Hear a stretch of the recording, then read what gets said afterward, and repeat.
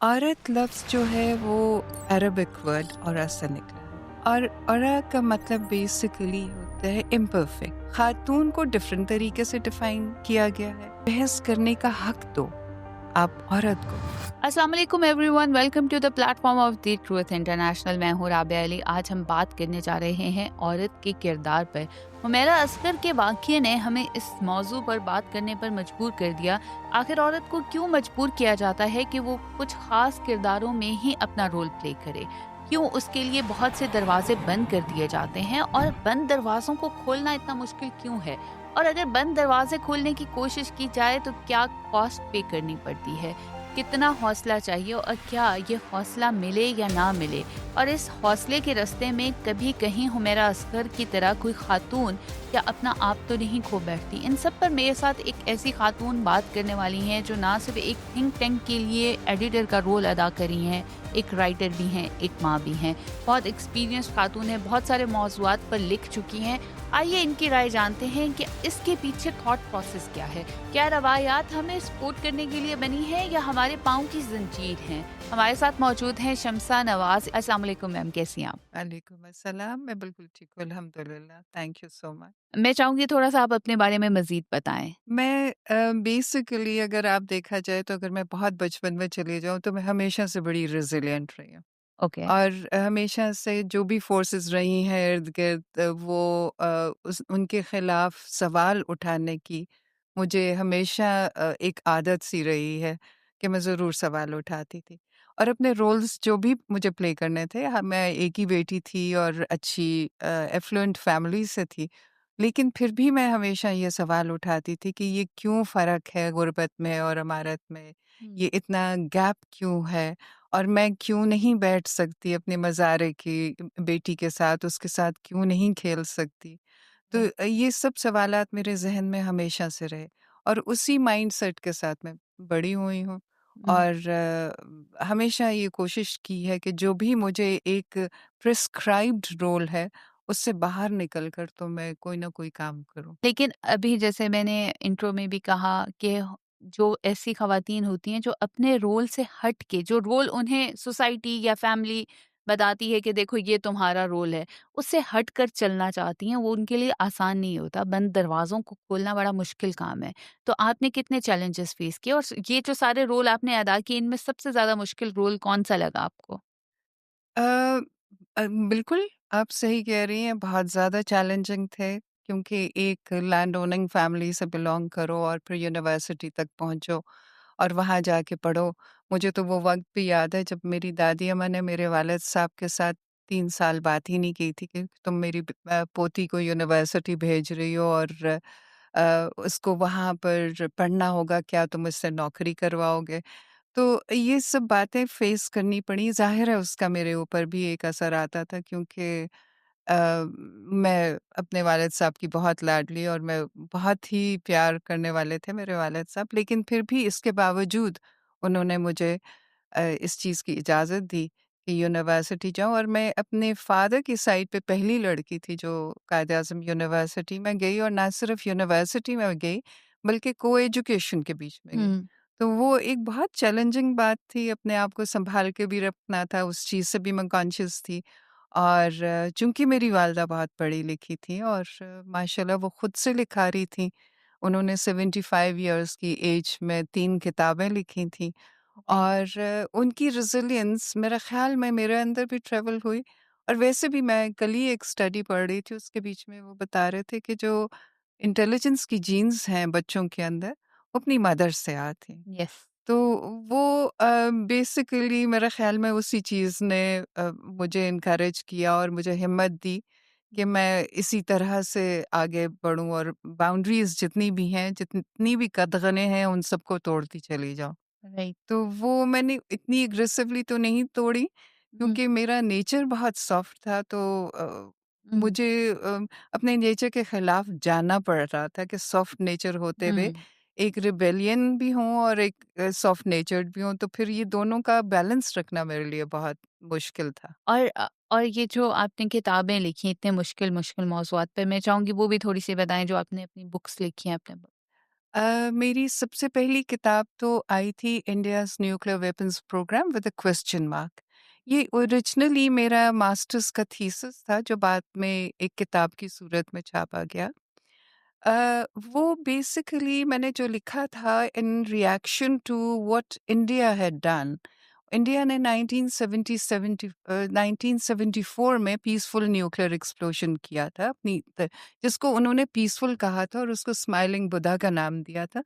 तो मेरे ज़हन में यही सवाल उठा था कि how can an explosion be peaceful? Right. तो उसी चीज़ को मैंने क्वेश्चन किया और जिस तरह से मैंने आपको बताया कि चूँकि मेरे अंदर हमेशा से एक क्वेश्चनिंग माइंड था, तो उस ज़माने में जब मैंने लिखी ये किताब इट वाज़ रिटन 1985। ओके। तो उस ज़माने में हमारा कोई कंप्यूटर पे एक्सेस नहीं था, हम हाथ से लिखा करते थे। मुझे याद है अभी भी वो पीआईडी की जो रिसर्च डिपार्टमेंट था उस वहाँ पे 1945 से लेकर 1985 तक जितनी भी अखबारें थी सबको छान मारी थी और जब भी निकलती थी तो मैं हमेशा गर्दे में अटी हुई होती थी। फिर नेशनल डिफेंस यूनिवर्सिटी की जो लाइब्रेरी थी उस पे एक्सेस बहुत कम लोगों को था। ओके। चूँकि वो एक्सक्लूसिवली आर्म्ड फोर्सेस के लिए थी, लेकिन मैं थोड़ी-सी मेरे ख़्याल में खुशकिस्मत रही हूँ, अल्लाह ने मुझसे ये काम करवाना था। तो मैंने फिर वो वहाँ पे मैं सुबह 8 बजे जाके बैठा करती थी और 2 बजे निकला करती थी वहाँ से राइट। लाइब्रेरी में और मुझे आज तक याद है कि वहाँ के जो लाइब्रेरी ऑफ़िसर थे, वो मेरे फ़ादर के क्लास फ़ेलो थे और वो मुझे कहते थे कि देखो, मैं एक सफ़ा लिखने के बाद कोई 10 दफ़ा उसको फाड़ा करती थी। हम्म। तो वो मुझे हमेशा ये बात कहते थे कि तुम्हारा जो वालिद है वो मुझे छोड़ेगा नहीं, तुम इतनी इतनी पेपर्स ज़ाया करती हो, मुझे हिसाब भी देना है लेकिन राइट। तुम्हारे वालिद की वज़ह से मैं तुम्हें ये करने देती हूँ क्योंकि my father was a very, very supportive hmm. Human being. Not towards me only बल्कि वो अब हमेशा से औरत के इंडिपेंडेंस और औरत की अपने मुकाम की बहुत कदर किया करते थे। मेरे ख़्याल में यही वजह थी जो मेरी वालिदा भी लिख सकीं और वो अपना जो हम्म। शौक है उसको परस्यू करती रहीं। तो फिर उसके बाद बेसिकली मेरा क्वेश्चन यही था कि अगर इंडिया न्यूक्लियर एक्सप्लोजन कर सकता है और न्यूक्लियर वेपन्स बना सकता है, तो ये तो वेपन ऑफ पीस है। हम्म।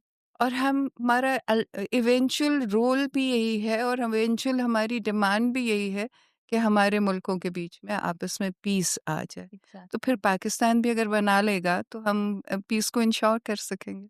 ठीक तो है। इसलिए मैंने सपोर्ट किया था ये प्रोग्राम। मेरी तबीयत के ऊपर बल्कि डॉक्टर अब्दुल कदीर ने जब वो किताब पढ़ी तो उन्होंने मुझे कहा कि बहुत अच्छी आपने रिसर्च की है, लेकिन आप बहुत सॉफ्ट हैं टुवर्ड्स इंडिया। तो मैं उनसे यही कह रही थी कि मेरी हमेशा से स्ट्रगल रही रही है लाइफ के बीच में कि मेरा नेचर सॉफ्ट है, मैं गुस्सा बहुत कम आता है मुझे लेकिन थॉट्स मेरी जो-सी हैं, वो एग्रेसिव हैं। यस। तो वो बैलेंस करना मेरे लिए बहुत बहुत ज़्यादा मुश्किल हो मुश्किल जाता था है। हमेशा से। वुमेन राइट्स के लिए भी आपने काम किया, आपने मुझे बताया था थोड़ा-सा। ख़वातीन को बेसिकली यही देखा जाता है कि उन्हें अपने आप को सॉफ्ट रखना है। लेकिन जब वो घर से बाहर निकलती हैं, इवन घर के अंदर भी इतने चैलेंजेस होते हैं कि उन्हें अपनी वो जो एक निस्वानियत की नेचर है, उसे किल करना पड़ता है, उनकी मजबूरी बन जाती है। आप इस चीज़ को कैसे देखती एक्चुअली अगर हम मैं आपको थोड़ा-सा चीज़, हर रोल, हर लफ्ज़ के पीछे एक हिस्ट्री होती है, हैं? ओके। एक ओरिजिन होता है। हुँ। औरत लफ्ज़ जो है वो अरबिक वर्ड औरत से निकला है ओके। और औरा का मतलब बेसिकली होता है इम्परफेक्ट। ओके। अब ये जो अगर आप साउथ एशियन कॉन्टेक्स्ट में बात करें, जबकि हम सभी हुँ। यहाँ से बिलॉन्ग करते हैं, तो यहाँ पे चूँकि अरबिक कल्चर का हमारे अंदर इन्फ्लुएंस आया, सेंट्रल एशियन कल्चर का इन्फ्लुएंस आया और फिर जाके हमने औरत को खातून के बीच में डिफाइन करना शुरू किया। खातून को डिफरेंट तरीके से डिफाइन किया गया है। खातून को एक रिस्पेक्ट के एंगल से देखा गया है। लफ्ज़ खातून को एक रिस्पेक्ट के एंगल से देखा गया। And that word has come from central Asia. Okay. और औरत का लफ्ज़ अरबिक से आया। अब उर्दू के बीच में इसने अपने आप को कैसे लेके चलना है? हुँ, ये उर्दू में जब आप औरत को डिफ़ाइन कर रहे हो तो उसमें रिस्पेक्ट भी आ गया और इम्परफेक्शन भी आ गया। राइट, अब वही बैलेंस आपको क्रिएट करना है ओके। इस सोसाइटी के अंदर भी। तो वो आप कैसे क्रिएट करोगे? अच्छा, उसके बाद जब इम्पीरियल्स आए सबकॉन्टिनेंट हुँ, के बीच में तो उन्होंने वुमेन का लफ्ज़ ज़ाहिर अंग्रेज़ी में कहना शुरू किया। अब वुमेन क्या अगर आप ओरिजिन देखें लफ्ज़ वुमेन का तो ये डब्ल्यूओ जो है वो वुम से है ओके, और yes, man, main is man, main yes, basically. तो वो एक सपोर्टिव रोल कन्फाइन हुआ है राइट, बेसिकली। तो ये इस हिस्ट्री को अगर आप देखें तो उसी का इन्फ्लुएंस हमारे सोशियो पॉलिटिकल लेवल के ऊपर भी आ गया, हुँ, हमारी सोसाइटी के अंदर भी आ गया। और इसीलिए ये एक्सपेक्टेशन है कि औरत अपनी जो है फेमिनिटी भी मेंटेन करे, अपने अब अपनी निस्वानियत को ज़्यादा जिला बख्शे, उसकी साइड पे ज़्यादा रहे। और प्रेफ़रेंस यही रही, चूँकि हमारी सोसाइटी एक पैट्रियार्कल सोसाइटी है, तो इस सोसाइटी के बीच में हमें प्रेफ़रेंस यही रही कि हम सपोर्टिव रोल ही कंटिन्यू करें, right, not as an independent role, right? Okay, whereas खातून जो है वो एक इंडिपेंडेंट रोल है ओके, और औरत जो है वो सपोर्टिव है। ओके, और वुमेन जब लफ्ज़ आया इम्पीरियलिस्ट के साथ, तो वो फिर एक और वर्ज़न आ गए। और उस वर्जन के साथ एक और ट्रेल आ गया और वो ट्रेल आ गया फेमिनिज्म का। राइट, तो जब वो फेमिनिज्म का आया तो वो फिर थोड़ा-सा कंटेस्टिंग हो गया क्योंकि जो वुमेन का रोल डिफाइन हुआ था, जो जेंडर इक्वालिटी का रोल था, that was cooperative, okay, right? और जो फेमिनिज्म है, दैट इज़ कम्पैटिटिव। तो जहाँ कॉम्पिटिशन आ जाए वहाँ पे एग्रेशन भी आ जाता है। तो ये सारी चीज़ों ने मिलकर हमारी जो भारत है यहाँ की सबकॉन्टिनेंट की उसके माइंडसेट को एग्रेसिव भी बनाया है हुँ, और पोलाइट भी बनाया है। हुँ, तो थोड़ा सा कंफ्यूजन आ गया। They really have not been able हुँ, to find out their exact role right, in the society. Whether sometimes ऐसे होता है कि जी औरतें अगर बाहर कुछ फेस करके आती हैं तो वो घर में एग्रेशन ले आती हैं और ये ओके, मर्द भी करते हैं, औरत हाँ, ही एक्सक्लूसिवली नहीं करती। लेकिन हम औरत से एक्सपेक्ट नहीं करते। लेकिन हम औरत से एक्सपेक्ट नहीं करते। औरत से हम वही सपोर्टिव रोल ही माँग रहे हैं, हुँ, कंपैटिटिव रोल नहीं माँग रहे। हम राइट, यही चाह रहे हैं क्योंकि बेसिकली हमारी पैट्रियार्कल सोसाइटी है ना। राइट, और ये सिर्फ पाकिस्तान का इश्यू नहीं है, साउथ एशिया का इश्यू नहीं है, all over the world. All over the it is the same all over the world. लेकिन अगर एक औरत अपनी मर्ज़ी से चूज़ करना चाहती है कुछ भी, सोसाइटी एकदम इतनी इनसिक्योर क्यों हो जाती है? मैं सिर्फ़ आदमियों की बात नहीं कह रही, औरतें भी औरतों से इनसिक्योर हो जाती हैं। इनसिक्योरिटी जस्ट जंप्स इन। एक लड़की अपनी ख़ानदान वालों की जो रस्मो-रवाज है, उनसे हट के एक कदम थोड़ा डिफरेंट उठाती है, तो सब लोग इनसिक्योर क्यों हो जाते हैं? क्यों नहीं उसे इजाज़त अपनी दुनिया खुद एक्सप्लोर करने की? थोड़ी-सी हिम्मत करने की ज़रूरत है। हुँ, हुँ। वरना आप अपनी दुनिया दोनों चीज़ों को लेकर साथ तो चल सकते हो और कर सकते हो। हमारा रोल डिफाइंड नहीं होना चाहिए। हुँ, हमारा रोल जो-सा है वो बड़ा क्रूशियल रोल है सोसाइटी की मेकिंग के बीच में। ओके। अम, अब हमें पता है कि आप एक अच्छी माँ बहुत सी चीज़ें कर सकती है और इतना सिक्योरिटाइज़ जब आप कर देते हो किसी भी चीज़ को, अगर मैं गलत नहीं हूँ तो सिक्योरिटाइज़ेशन जो-सी है वो आपको एलियनेशन की तरफ ले जाती राइट। है रादर देन इंटीग्रेशन। हुँ, ठीक है? तो जो रोल फिर आप अपना रोल भी नहीं पहचान सकते उस सूरत के बीच में।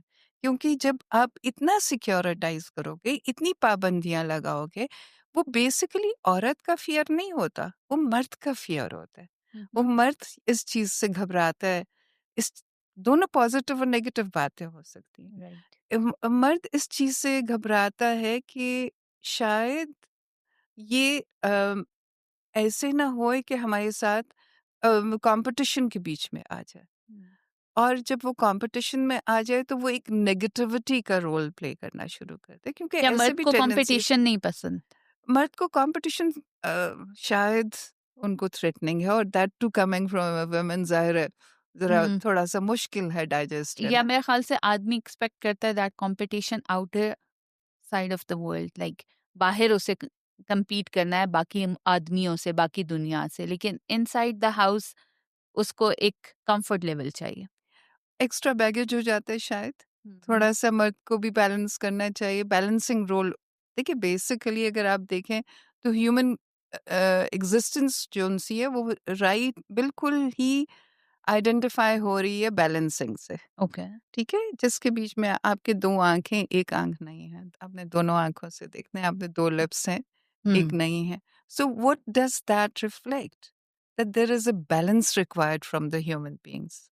Okay. And I don't know क्यों over a period of time ये मर्द ने एक लेबल शायद लगा दिया है, या हमने खुद उनके हवाले कर दिया ये सब कुछ। इसमें शायद हमारी अपनी गलतियां भी हैं ख्वातीन की, कि हमने खुद उनके हवाले कर दिया अपने आप को, और हमने बैलेंस नहीं क्रिएट करने दिया उनको। और जो आपने पहले जिक्र किया ना कि औरत ही औरत को, तो मुझे याद है जब मैं स्कूल में हुआ करती थी तो मुझे एक तकरीर करनी थी अंग्रेजी में, और वो थी women is exploited but by a woman. Hmm. अब वो क्या था? वो भी यही चीज थी कि एक औरत जो ज्यादा सिक्योरिटाइज रहती है, और जो लिहाजा वो उसी चीज को प्रमोट करती है, हम्म। उसी सिक्योरिटाइजेशन को प्रमोट करती है। और फिर अगर थोड़ी-सी अगर बच्ची घर में आ जाए जो कि अपनी डोमेन डिफाइन करना चाहे, तो वो एग्रेसिव लगने लग पड़ती है। तो और उसको अपनी सिक्योरिटी जौन-सी है वो थ्रेटन्ड फील होती है, वो वल्नरेबल फील करती है कि शायद मुझसे मेरा बेटा छीन लिया, या मुझसे मेरा भाई छीन लिया, या इस किस्म की बातें हो जाती हैं। तो वो जो चीज़ें हैं उसका भी एक बहुत इम्पैक्ट होता है। ये मेरे ख़्याल में differs from women to women. और ये कहना कि औरत ही एक्सप्लॉइट करती है, मर्द भी मर्द को एक्सप्लॉइट करता है। हम्म। मेरा ख़्याल में ऐसी कोई बात नहीं है। औरत को चूँकि वो एक टूल समझते हैं, उनको यूज़ करते हैं to exploit the others. Right. Basically that is what I personally और थिंक। एक बात जो आप कह रही थी, मैं उसकी डिटेल जानना चाहूंगी, बैलेंस की, कि बैलेंस हमने आदमियों के हाथ में दे दिया, तो बैलेंस किस तरह क्रिएट हो सकता है? बैलेंस का सबसे इम्पोर्टेंट रोल जौन-सा है ना, वो ये होता है कि आप जो भी कह रहे हो, वो पैरिटी रखनी चाहिए दोनों के बीच में। आपको, क्योंकि कोई भी किसी की जगह नहीं होती है। हर एक इंसान की अपनी एक जगह है, और उस जगह को आप रियलाइज़ कर लें, उसको रिकॉग्नाइज़ कर लें, और फिर उसके बाद आप आगे बढ़ें ज़िंदगी के बीच राइट। में। एक मर्द का अपना रोल है प्ले करने को, और ये दोनों एक-दूसरे के सपोर्टिव हैं। सबॉर्डिनेट एक भी नहीं है। दोनों सपोर्टिव रोल है। अब जिस तरह से मैं एक वुमेन फोरम जोन सी वर्ल्ड वुमेन फोरम है, उनकी मैं एक वो पढ़ रही थी, रिपोर्ट पढ़ रही थी, और उसके बीच में इट्स वेरी अनफॉर्चुनेट कि जेंडर पैरिटी रोल के बीच में पाकिस्तान साउथ एशिया में लास्ट में अफगानिस्तान के बाद पाकिस्तान है। टॉप के ऊपर नेपाल है जो सबसे ज़्यादा जेंडर पैरिटी के बीच में जिसकी डेवलपमेंट हुई हुई है, और पाकिस्तान की बहुत कम है। तो ये देख के बहुत अफ़सोस होता है। उसकी रीज़न क्या है? क्या हम अफगानिस्तान से भी पीछे हैं? हम अफ़गानिस्तान से भी ठीक। एंड रीजन आपको क्या समझ आती है? मेरे ख़्याल में बहुत सारी रीज़न्स हैं। हम्म। और एक रीज़न जो मुझे नज़र आती है वो ये आती है कि misinterpretation of the values, values permeating from the religion and the society and socio-cultural values। हम्म। ये इन सबको अगर आप मिलके देखो ना, तो फिर आपको एहसास होता है कि आपने अपने आप को बहुत दूर ले गए हो आप। हम्म। और वापसी का रास्ता आपको, वापसी क्या का रास्ता। सोल्यूशन क्या नजर आता आपको? मेरा तो ख्याल है कि एजुकेशन बहुत ज़रूरी है, एक्सपोज़र बहुत ज़रूरी है, बिकॉज़ आप शायद किताबों से इतना ज़्यादा नहीं पढ़ सकते। और ये एजुकेशन और एक्सपोजर मेरे ख्याल है आदमियों के लिए ज़्यादा ज़रूरी है टुवर्ड्स दोनों के वुमेन, लिए। दोनों बिकॉज़ के लिए। क्योंकि अब एक मेजर प्रॉब्लम आ रहा है वो ये है कि औरत को पता चलता जा रहा है मेरे राइट्स क्या हैं। अब वो कमाने भी लगी है, वो डिपेंडेंट भी नहीं रही। तो जो डाइवोर्स के इश्यूज़ हैं वो बढ़ते जा रहे हैं, रेशो बढ़ता जा रहा है। वो इसीलिए है कि औरत कहती है कि अगर मैंने सब अपने लिए करना है, देन मैं क्यों एक आदमी के साथ रहूँ? और आदमियों को ये समझ नहीं आ रही कि औरत का रोल क्या था और मैंने उस पे कितना बर्डन डाल दिया। बिल्कुल आप सही कह रहे हो। बेसिकली वहीं पे भी बैलेंस आ जाता है ना। हुँ, अब मैंने आपसे कहा ना कि हमारे सोशियो कल्चरल और जो पूरी एक हिस्ट्री आपको बताई हुँ, है कि जो वेस्ट की वुमेन है, वो किस तरह से सोचती है, वो फेमिनिज़्म और जेंडर इक्वालिटी को कन्फ्यूज़ कर गई हैं और उसी के असरात आपको अपने मुल्क में भी नज़र आ रहे हैं। राइट। अपनी सोसाइटी के अंदर भी हुँ, नज़र आ रहे हैं और यही वजह है कि हम डिफाइन नहीं कर सक रहे, हम वो बैलेंस नहीं स्ट्राइक कर सक रहे जो हमारी एक्सप्लेनेशन है कुरान के अंदर औरत की। अब कुरान के अंदर औरत का लफ्ज़ इस्तेमाल नहीं हुआ हुआ हुँ, अगर आप देखें तो। अगर वो चीज़ अगर आप उसको देखें तो बेसिकली आपको ये अ, देखना है कि खातून को आप एक रिस्पेक्ट देकर और उसको उस जगह के ऊपर लाएं जहाँ पे आप उसके साथ कम्युनिकेट कर सकते हैं। हुँ, ठीक है? जब मर्द ही इस चीज़ की रियलाइज़ेशन नहीं करेगा कि हमने अपनी दूसरी जेंडर को हमने एक रिस्पेक्ट देनी है और उसी लेवल पे लाके बात करनी है, तो फिर औरत जौन-सी है वो या तो जो एक एग्रेसिव होएगी, वो ज़ाहिर है रिएक्ट करेगी और रिएक्ट वो किस तरह से करेगी? वो फेमिनिस्ट अप्रोच को अपनाएगी और जो जेंडर इक्वालिटी की अप्रोच है, उसको शायद पीछे ले जाए, येस। उसको शायद वो इग्नोर कर दे। हुँ, तो जब वो इग्नोर करेगी तो ज़ाहिर है इस किस्म के हादसात होंगे कि आपकी सोसाइटी के बीच में जनरली एक्यूमुलेटिवली हुँ, आपकी सोसाइटी के अंदर रेट्स हाई होते चले जाएँगे हुँ, और फिर आपका एक्सपोज़र जौन-सा है उसको आप ठीक रीड नहीं कर सकोगे। हुँ, वहाँ पे एजुकेशन का रोल आ जाता है। एजुकेशन आपकी एप्रोप्रिएट होनी चाहिए। हुँ, एप्रोप्रिएट एजुकेशन ये है कि आप बेसिक्स को पढ़ाओ, ना कि अ, जो इन्फ्लुएंस्ड कम्युनिकेशन होती है, वो उसको आप अप्लाई करो। इन्फ्लुएंस्ड कम्युनिकेशन से मतलब मेरा ये है कि बायस्ड हुँ, कम्युनिकेशन नहीं होनी चाहिए कि एक बहस के अंदर आप ज़रूर जाओ और बहस करने का हक दो आप औरत को भी। हुँ, ये नहीं कि नहीं तुम औरत हो, तुम बहस नहीं कर सकती, तुम मेरे साथ बात नहीं कर सकती, ये गलत अप्रोच है। आप ज़रूर हक दो औरत को और जब आप औरत से बहस करो, तो अपने अल्फाज़ के चुनाव में एहतियात बरतो। ये मर्द के लिए बहुत ज़रूरी है।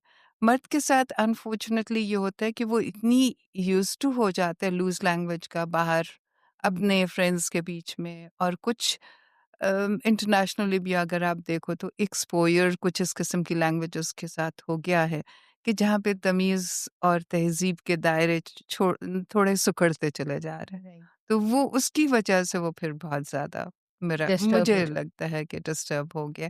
तो ये डिस्टर्बेंस जो-सी है ना that is confusing the people and that confusion is resulting into such mishaps like rise in divorce rates. Okay. अच्छा सिर्फ़ हम हस्बैंड की बात नहीं कर रहे हैं यहाँ पे, अभी जो हुमैरा असगर का वाक़या हुआ जिस पे बाकी तो बहुत डिबेट हुई कि वो अकेली थीं, आइसोलेटेड थीं, किसी ने क्यों नहीं पूछा 6 महीने। बट जो सबसे सैड पार्ट था वो ये था कि उनके फादर ने उनकी डेड बॉडी लेने से इनकार कर दिया। कभी ऐसा नहीं हुआ, हमने कभी ऐसा नहीं सुना कि बेटे ने कोई भी गुनाह किया हो, कोई बड़ी से बड़ी हरकत की हो और कभी बाप ने उसकी डेड बॉडी लेने से इनकार किया हो। ऐसा क्यों है? अ, अपने बाप और अपने भाई क्यों नहीं सपोर्टिव होते और मरने के बाद भी क्यों नहीं बख्शते? आपको क्या लगता है कि इसके पीछे क्या रीज़न है? क्यों नहीं औरत को ये हक हासिल कि वो अपनी मर्ज़ी से अपनी लाइफ़ के कुछ डिसीज़न्स ले सके? बेसिकली एज़ अ ह्यूमन सोचें आप तो ना मर्द काउंट करता है ना औरत काउंट करती है और मेरा तो ख़्याल है कि और फिर रिश्ता हुँ, बहुत मोहतरम रिश्ता है माँ-बाप का और अगर उस रिश्ते के बीच में ये दरार आ जाए, तो ये बहुत तकलीफ़ दह बात है। लेकिन इस सब को देखने के बाद अगर आप इंडिविजुअली उनको देखें तो हम कुछ नहीं कह सकते कि इस चीज़ के मुहर्रकात क्या हैं। हुँ, क्या उस मर्द की एजुकेशन किस तरह से हुई? हुँ, उसकी तरबियत किस तरह से हुई?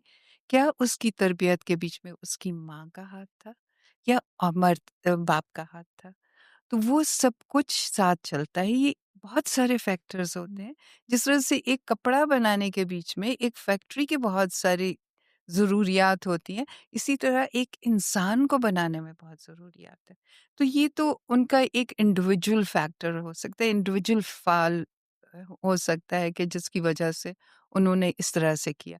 मेरा ख़्याल में हमें इन चीज़ों को इतना ज़्यादा हाइलाइट नहीं करना चाहिए, हुँ। क्योंकि हमारी अनफॉर्च्युनेटली अगर आप पॉलिटिकली देखें, सियासी तौर पे देखें, हमारी नेशन बिल्डिंग हुई ही नहीं है। हुँ। जब नेशन बिल्डिंग किस सूरत में होती है? जब सोसाइटीज़ की बिल्डिंग होती है। तो सोसाइटीज़ की बिल्डिंग ही जब इतनी कन्फ्यूज़्ड हो, तो फिर ज़ाहिर है इसी किस्म के आपको नताइज मिलेंगे जिस किस्म के। बिकॉज़ ये सिर्फ़ एक वाक़या नहीं है। यूजुअली ऐसा होता है कि इसको मेंशन इसलिए बहुत ज़्यादा मेरे ख़्याल से किया जा रहा है और बात करने का मकसद भी ये है कि हमारे यहाँ विक्टिम ब्लेमिंग बहुत है। एक बच्ची के साथ रेप हो गया, उस बच्ची का नाम हमेशा छुपाओ, उसको सीगा-ए-राज़ में रखो। वल्नरेबल है ना, हाँ, अ, फीमेल है ना, वो फिर वही वाली बात आ जाती है ना कि चूँकि उसका रोल सपोर्टिव डिफ़ाइन हुआ हुआ है। हुँ, वो वल्नरेबल फिर अब बच्ची को जब आप औरत के लिहाज से देखोगे, तो वो फिर औरत जो है, वो तो उसका मतलब ही जौन-सा है डिफेक्टिव है। राइट। जब उसको खातून के लिहाज से देखोगे कि खातून है या एक ह्यूमन बीइंग है, चलें आप खातून और औरत की बहस में भी ना पड़ें। आप ये सोच लें कि एक ह्यूमन बीइंग है, तो अगर उसका रेप हो गया, तो गलती उसकी क्यों है? हुँ, उसको आप क्यों समझते हो कि उसकी गलती है? ये एग्ज़ैक्टली। एक इनकरेक्ट चीज़ है, इनह्यूमन चीज़ है। क्योंकि आप फिर और औरत चूँकि ईज़ी विक्टिम है और हम मेरे ख़्याल में हम बहुत जिसे कहना चाहिए कि हम बहुत ज़्यादा आसाइश पसंद हैं। हम नहीं अपनी ज़ोन से निकलना चाह रहे और हुँ, हम क्यों नहीं निकलना चाह रहे? क्योंकि हमारी सोसाइटी के अंदर बहस करने का मौका नहीं दिया जा रहा।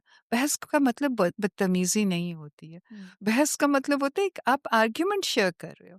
एक-दूसरे का पर्सपेक्टिव जानना चाह रहे हो। मैंने पहले भी एक बात ये कही है कि सिर्फ़ किताबों से आपको पर्सपेक्टिव्स नहीं पता चलते। हज़ूर पाक ने क्यों कहा था कि मस्जिद में जाके नमाज़ पढ़ें?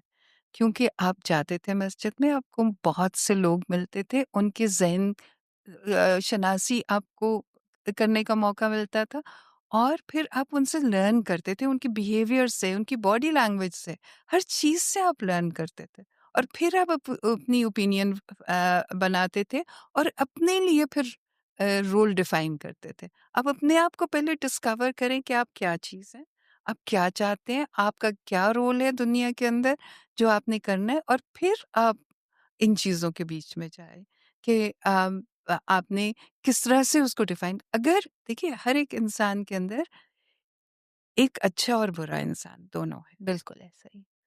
आप किसको प्रमोट करते हो? हुँ, उसकी प्रमोशन के बीच में आपका सोसाइटी का भी हाथ होता है, आपकी अपनी ऑब्ज़र्वेशन भी होती है, आपकी अपनी इंटेलिजेंस भी होती है। हुँ, तो आप कैसे उस चीज़ को प्रमोट करना चाहते हो, ये तो सब आपके हाथ में, आपके अपने इख्तियार में है। राइट। आप किस तरह से उसको प्रमोट करोगे। तो मेरा जहाँ तक ख़्याल है कि इस केस के बीच में भी, हुमैरा के केस में भी एक अनफॉर्च्यूनेट इंसिडेंट है, जिसके बीच में क्या मुहर्रकात हैं। उन साहब की जो उन्होंने ये बात की, मेरा नहीं ख़्याल कि अ, अगर 4 पैसे वो कमा के घर में देती तो शायद विज़न उनका भी चेंज हो जाता। आफ्टर ऑल हम कैपिटलिस्ट वर्ल्ड में रह रहे हैं, हमें पैसा बहुत पसंद है। हुँ, तो वो ज़रूर इस तरह का सिचुएशन हो जाती। मेरे ख़्याल में अ ये इस चीज़ को तो इतनी तकलीफ़देह बात है कि मुझे इस पे बात करते हुए भी बहुत तकलीफ़ हो रही है और मैं इमेजिन नहीं कर सकती कि बाप ऐसे सोचता है। बिल क्योंकि बाप का रोल बहुत, बहुत कीमती होता है और वो तो दुनिया में आपको लेके साथ चलता है। और बेसिकली वही तो आपकी सपोर्ट होता है, वही वही तो आपका आपकी साया सपोर्ट होता है। होती है, वही आपके सब कुछ होते हैं। लेकिन अब उनका माइंडसेट क्या है हुँ, उसको पढ़ने की ज़रूरत है। एग्ज़ैक्ट एक चीज़ मैं यहाँ पे ज़रूर कहूँगी कि as a nation hmm, Pakistani nation के लिए बहुत ज़रूरी है कि आपकी जिस तरह से मुझे बहुत खुशी होती है कि अब स्कूलों के बीच में करियर काउंसलर्स हैं। आपको काउंसलिंग की ज़रूरत है एज़ अ नेशन, क्योंकि आप देखिए more than 40 years have passed by and we are still in the war zone. हुँ, तो जब आप इतना एग्रेशन देखते हो अपने इर्द-गिर्द, हुँ। तो आपकी सोच भी उतनी एग्रेसिव हो जाती एग्ज़ैक्टली, है। एग्ज़ैक्टली सो और मेरे दिस इज़ ख़्याल व्हाट से गवर्नमेंट को ये इनिशिएटिव लेना चाहिए कि इस तरह की जब वाक़यात हों तो केस स्टडीज़ की केस जाएँ, स्टडीज़ कि की क्या जाए। रीज़न थी, बचपन में कौन-से मिसिंग पॉइंट्स थे, कहाँ तरबियत में कौन-सी चीज़ जो है वो डाली गई जिसकी वजह से ये रिएक्शन बड़े होके आया। और आप क्योंकि टीचर भी रही हैं, मॉम भी हैं, लिखती हैं और एक मेरा ख़्याल है लिखारी की फिलॉसफर सोच होती है। बचपन में क्या चीज़ मिस हो जाती है तरबियत में या एजुकेशन में, जिसके बाद इस तरह का बिहेवियर सामने आता है कि आप हमेशा अपने आप को राइट समझते हैं और victim blaming is so common है। मेरा ख़्याल से अगर एक वो ही कम हो जाए हमारे यहाँ, तो बहुत सारी चीज़ें बेहतर हो जाएँगी। तो वो कौन-सी मिसिंग चीज़ है जो आपको लगता है अगर इसको कंप्लीट कर दिया जाए, तो शायद कुछ चीज़ें बेहतर हो जाएँ? एक बहुत बड़ी रियलाइज़ेशन होती है मैरिड लाइफ़ की। ओके। कहते हैं, एक रिसर्च है, वो ये कहते हैं कि बच्चे ना माँ को मिस करते हैं, ना बाप को मिस करते हैं। हुँ, हुँ। बच्चे माँ-बाप के रिलेशनशिप को मिस करते हैं। Right, right. तो जब आपका रिलेशनशिप, माँ-बाप का रिलेशनशिप एक खूबसूरत रिलेशनशिप रहा हो, तो फिर औलाद भी खूबसूरत निकलती है। हुँ, औलाद को भी फिर वो वैल्यूज़ समझ आती हैं। मर्द को औरत से बात करने का तरीका आ जाता है, औरत को मर्द के साथ बात करने का हुँ, तरीका आ जाता है। तो मेरे ख़्याल में ये एक बहुत बड़ा इम्पोर्टेंट फैक्टर होता है, जो कि पेरेंटहुड के बीच में बचपन में अगर मिसिंग हो, तो वो आपको कन्फ्यूज़्ड नहीं होना चाहिए। और जो बाकी फैमिली है, चूँकि हम लोगों का एक फैमिली सिस्टम है हुँ, हमारी सोसाइटी का, चूँकि हमारी इस वक़्त टॉक इसी से कन्फाइंड है, हमारी अपनी सोसाइटी से ही कन्फाइंड है, तो मेरे ख़्याल में ये बहुत इम्पोर्टेंट है कि आप इस चीज़ को रियलाइज़ करो। पेरेंट्स को जब हम बच्चों को अनफॉर्च्यूनेटली जब हम उनकी शादियाँ कर रहे होते हैं, तो हमारी मैक्सिमम उनको क्या फीडिंग होती है? भई तुम बड़े हो गए हो, जवान हो गए हो, कमाने लग पड़े हो, अब शादी कर लो। लेकिन मुझे लगता है कि काफ़ी इस चीज़ के बीच में एवोल्यूशन आई है। लड़कियाँ बहुत समझदार हो गई हैं, उनको पता है कि apart from the romanticism in the relationship, there are certain responsibilities also which they have to follow. और वो रिस्पॉन्सिबिलिटी क्या है? जो यही है कि अपार्ट फ्रॉम कपड़ा, जूता, ज्वेलरी, उनको एक रिश्तों को सँभालना, उनको निभाना, वो हुँ। बहुत ज़रूरी। आपके ख़्याल में औरत का ही काम होता है रिश्तों को सँभालना नहीं, और बिल्कुल निभाना? भी नहीं। मर्द और औरत दोनों का काम दोनों का होता है। काम होता है। Thank you so thank much. You so much जी। आपके साथ बड़ा मज़ा आया मेरा ख़्याल है हम दोबारा जल्दी मिलने वाले हैं। इंशाल्लाह, थैंक यू इंशाल्लाह। So much thank you. Everyone. अल्लाह हाफ़िज़।